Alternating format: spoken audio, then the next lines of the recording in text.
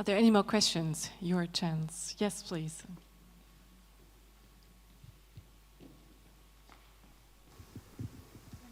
Sorry. Hello, my name is Martin Klingst. I was a US correspondent for Die Zeit for many years, and now I'm a fellow with the Atlantik-Brücke.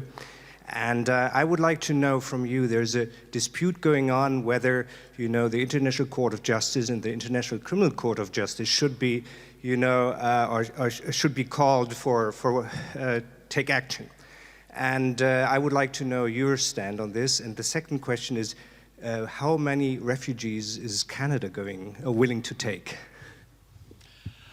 Canada very much believes in, of course, the International Court of Justice and the ICC, the International Criminal Court as well. I think they are both extremely useful, one state versus state in the International Court of Justice, but also for holding Putin himself accountable for the war crimes he is committing presently in Ukraine. The ICC will be extremely important. And in terms of refugees, Martin, thank you for asking. As you well know, Canada is a country that was built by people fleeing war, persecution, or just looking to build a better life for themselves. And it has been a tremendous strength of our country, going back decades, whether it was accepting Vietnamese refugees fleeing in 1980, whether it was more recently Syrian refugees or Afghan refugees, or any number of waves of people who've come to this country, Ukrainians back in the turn of the century. Contributed to building our country, and we have done extraordinarily well with that. And we will be open to accepting as many Ukrainians as want to come to Canada. We have created a 2-week process where Ukrainians anywhere in Europe can apply to not just come to Canada, but to be able to work and study and integrate into society far beyond a regular visitor's visa. We know many Ukrainians will choose to go home, hopefully soon, when the crisis passes. But many, hopefully, will choose to also stay in Canada and continue to contribute to our country, as many are focused on contributing to the countries that are welcoming them in all around Europe. It's not quite as easy because you can't get to Canada by land, so the first stop is somewhere in Europe, but we're making sure that that second stop is able to be Canada for those who wish to. I think we can take one last very brief question. Maybe two more. We'll take two more? All right, that's good. On the left side, to the aisle, lady with a scarf. Hello, I'm Sivin Janssen from the German Foreign Office. I was previously posted in Ramallah, soon going to Ghana. Anyway, thank you so much for being here today.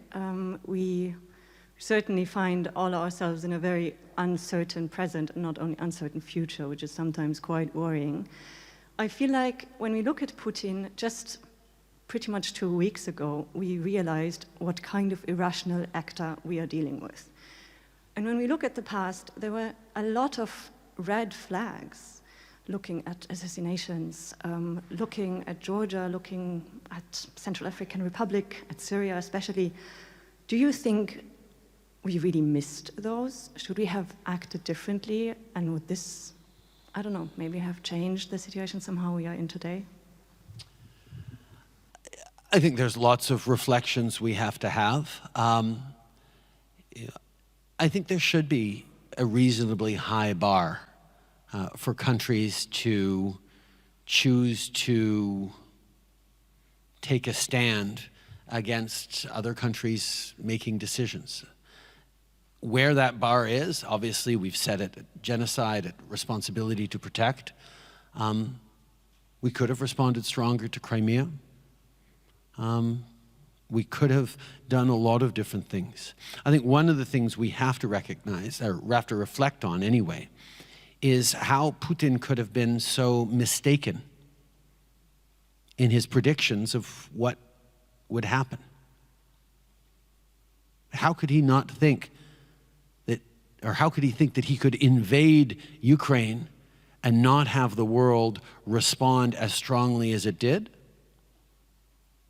Well, over the past 2-3 weeks, it took an awful lot of work by a lot of extraordinary leaders here in Europe and across the Atlantic and elsewhere to build up a package of sanctions that could be incredibly strong, unprecedented, and also united. Putin expected sanctions. He accounted for it. He didn't expect us to be able to work so strongly together in such an unequivocal way. And I think that's because he fundamentally misunderstands the strength of democracy. I remember conversations, or hearing about conversations, in which he told one of my fellow leaders, the fact that you have to go cap in hand to the people every 4 years and ask them for the permission to keep governing. The fact that you allow people to stand up and ask you questions every day and challenge your authority just shows how weak you are, how incapable you are of actually doing big things, doing decisive things. That's Putin's misunderstanding of how strong democracies actually are. What he saw as disagreements and division are actually robust debate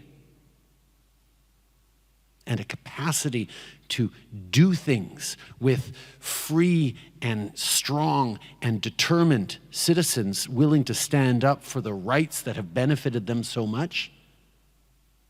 And perhaps we haven't done a good enough job over the past years in countering the rise of authoritarian strongmen in times of uncertainty that we're facing right now, whether it's COVID or climate change or rampant populism.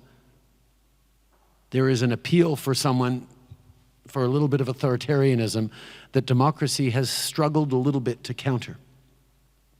And I think this invasion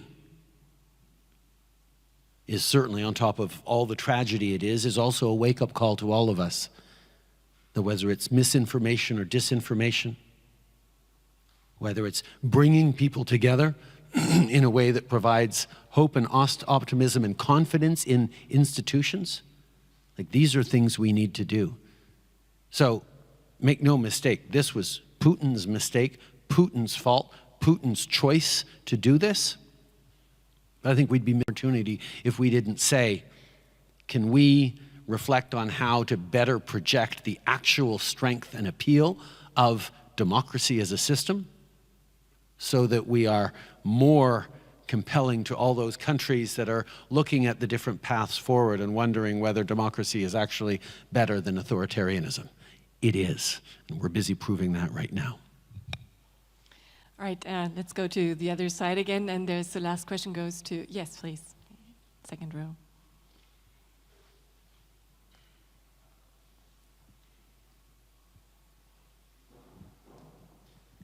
Thank you very much. Prime Minister, you made reference to CETA, as did Ambassador Heusken, as well as Sigmar Gabriel. So as a trade lawyer and partner with Baker McKenzie and a board member of Atlantik-Brücke, I'm of course very interested to hear an update from you, or Christian actually. And the second part of the question would relate to future free trade agreements. So where do you see the future in terms of including sustainability aspects in free trade agreements? Thank you. Outstanding question. To go to your second part, I think there has been a sense rising over the past years that trade deals have hurt people, that freer trade is not a good thing for our world, for our individual countries. And it's based on the fact that even though freer trade always creates more growth, more prosperity, it doesn't automatically ensure that the fruits of that growth, that prosperity is fairly or evenly distributed to people within the countries that engage in fair trade. And therefore, the case against globalization that is being made in so many populist corners is not so much a case that free trade is bad, but that it hasn't benefited enough people in society. And that's where what we've done with CETA, which was one of the most progressive trade deals ever signed, is build in labor standards, environmental standards, an expectation that spells out how the benefits make sure they go to working people, to unions, to protect the environment, that it's not a race to the bottom to maximize the profits for a few, as sometimes international trade has done. But instead is actually opportunities for small businesses to engage in more trade, for workers to find better jobs and better careers, for people to understand that the connections around the world do create more wealth that can benefit everyone. And that's the challenge we tried to tackle with CETA. And quite frankly, over the past 7 years, something like that, since I've been in office, since 2015, 7 years now, we actually became the only G7 country with a free trade deal with every other G7 country in the world. And we did it at a time where people were turning towards protectionism and against globalization. The way we were able to do that was by making a case for trade that benefits everyone, for growth that benefits everyone. And that certainly was at the heart of CETA. And in terms of ratification, CETA is right now about 90 or 95% in place. Businesses in Germany, in countries across Europe and in Canada are benefiting from CETA in massive ways, and we're seeing the trade balance go up. But there are final formalizations that come with ratification, which would be a good thing. And my single argument always on this is I meet regularly European progressives who say, oh, we believe in free trade. We're just not big fans of CETA.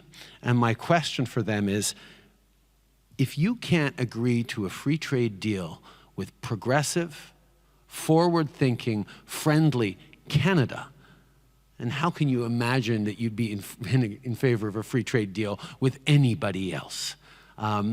You can't say you're pro-free trade and say, oh, but not with Canada. Come on. And that argument tends to carry the day. Merci beaucoup tout le monde. Thank you so much. Thank you very much, Prime Minister. Thank you. And thank you all for your questions.